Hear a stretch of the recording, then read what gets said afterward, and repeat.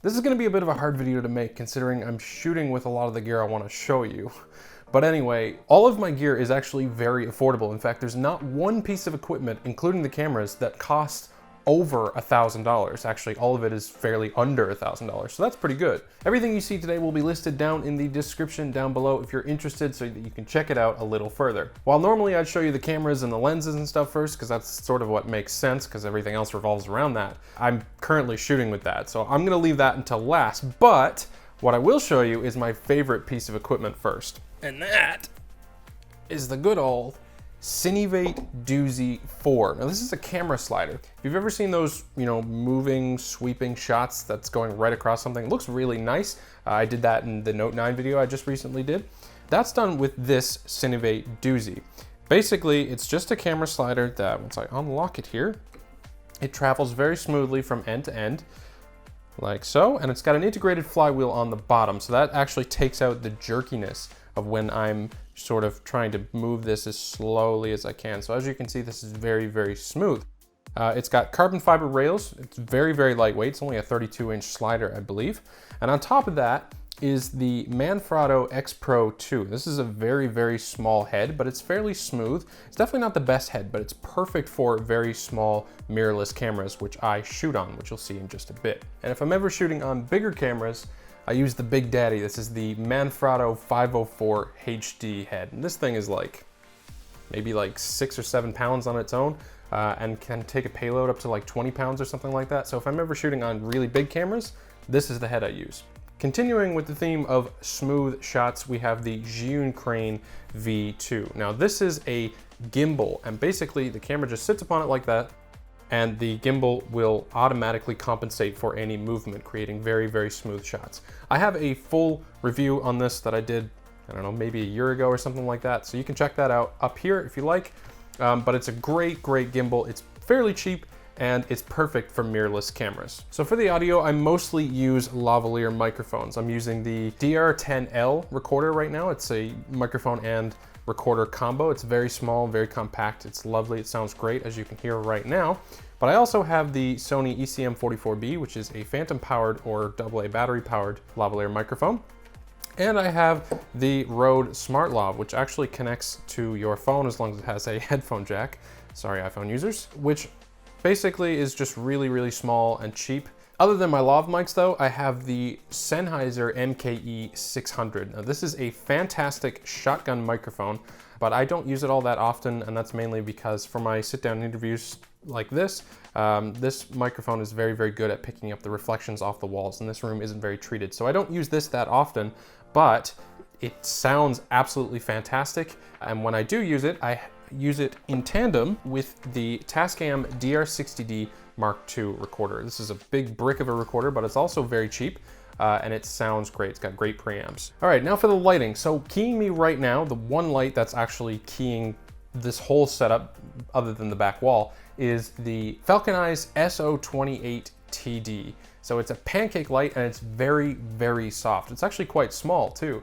And it's probably one of my favorite lights I've ever used. It's super cheap. I think it's like $200 on Amazon or something like that. And you can get much bigger ones, but this one is very small, very soft, and very bright. So I don't need anything bigger. Beyond that though, I also have this Raycast S-Series, I think it's an LED 500 or something like that. So there's 500 LEDs here, and it's got this diffusion in front, although the diffusion doesn't really do a whole lot. This is a fairly harsh light, and it's not quite as bright as the Falcon Eyes light, but it's very sturdy, and it does have bicolor. All of these lights actually do have bicolor, meaning I can set the color temperature anywhere from 3200 Kelvin, which is a very warm light, like this light back here, or I can set it to 5600 Kelvin, which is the color of natural daylight, like is shining up here. And then finally, lighting behind me is just a Philips Hue light strip that's mounted just above me, that's filling in the wall behind me. All right, so now the part that you've been waiting for, probably.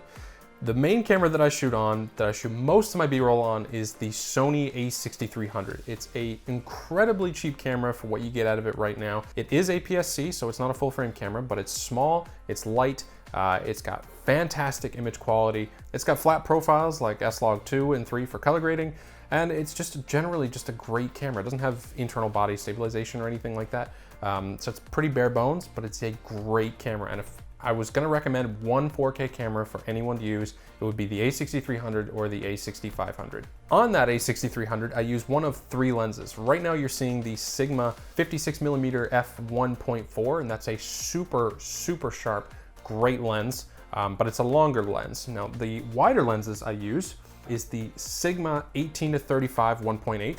This is probably the most expensive piece of equipment I own. It's somewhere up around $800 or $900, but this is a fantastic lens. It's tack sharp even down at 1.8, and it's a big, heavy, solid lens. It's built like a tank. And to adapt that, because it's an EF lens, to adapt that to the a6300, I have the Sigma MC11 mount adapter. And then finally, probably the complete opposite of the 2 lenses I just mentioned, because those 2 lenses are fantastic. This one is terrible.